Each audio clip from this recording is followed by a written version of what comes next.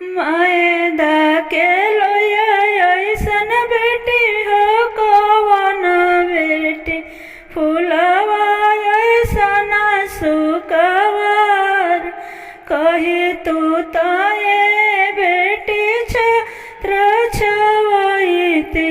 सूरज के करती आलोत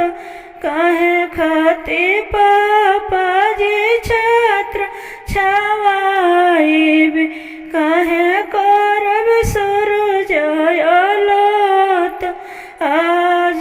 कीरति पापा रे बड़ाउआ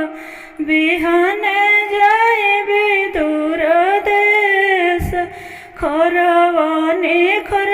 बेटी के दूधवा पियावानी दही आखियों सरीवाल दूधवा के निखियो ना दिहलु ए बेटी